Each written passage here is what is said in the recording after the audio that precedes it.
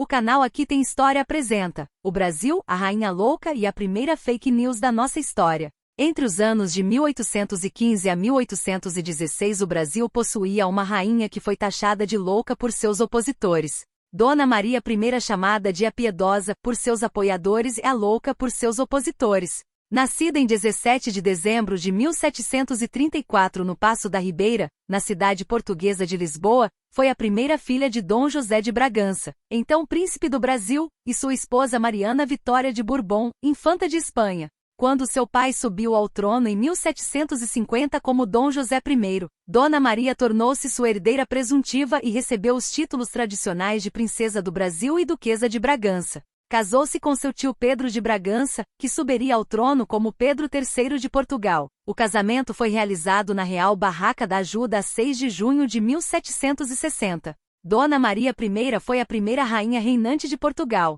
Maria tornou-se rainha em 1777, com a morte de seu pai, seu primeiro ato como rainha, iniciando um período que ficou conhecido como a viradeira, foi a demissão e exílio da corte do Marquês de Pombal, a quem nunca perdoara a forma brutal como tratou a família Távora durante o processo dos Távoras. A rainha era amante da paz, dedicada às obras sociais, Dona Maria gostava do povo, participava ativamente das procissões religiosas e missas ao lado do povo. Ainda criança distribuía moedas aos pobres na capital lusitana. O seu reinado foi de grande atividade legislativa, comercial e diplomática, na qual se pode destacar o Tratado de Comércio que assinou com a Prússia em 1789.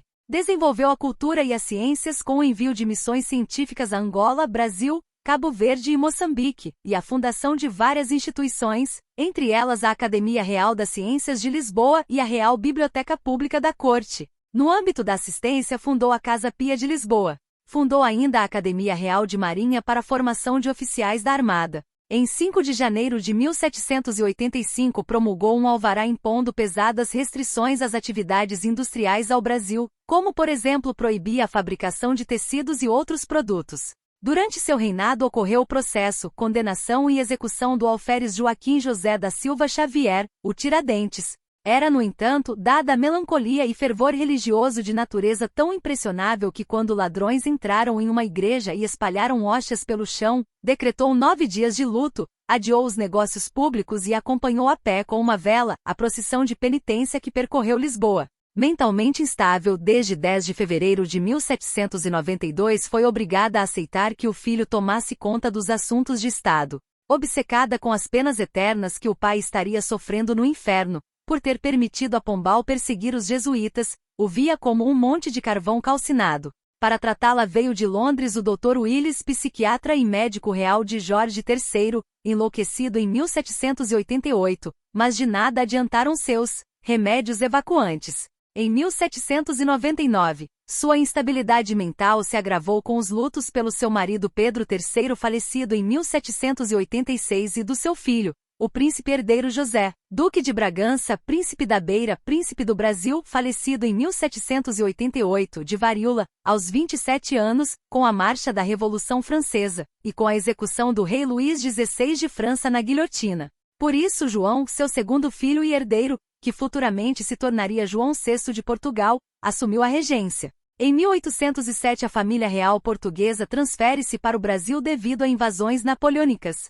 Ao chegar ao Rio de Janeiro a rainha fora instalada no convento do Carmo, ao lado do então Paço dos Vice-Reis, que foi convertido a Paço Real. Para facilitar o contato com a soberana, foi construído um passadiço ligando o paço ao convento. No Rio de Janeiro a rainha passeava de carruagem todas as tardes, e chegou a passar algumas temporadas em uma casa no atual bairro de Laranjeiras, próximo a uma bica, no Cosme Velho, hoje Bica da Rainha, cujas águas tinham fama de curar doenças. A princesa do Brasil, Dona Carlota Joaquina, frequentava a bica e por vezes levava a sogra, acompanhada de suas damas de companhia, daí se originando a expressão popular, Maria vai com as outras.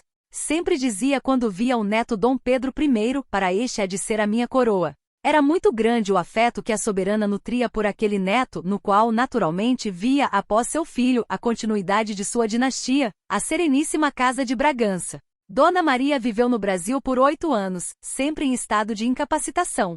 Ela morreu no convento do Carmo, na cidade do Rio de Janeiro, em 20 de março de 1816, aos 81 anos de idade.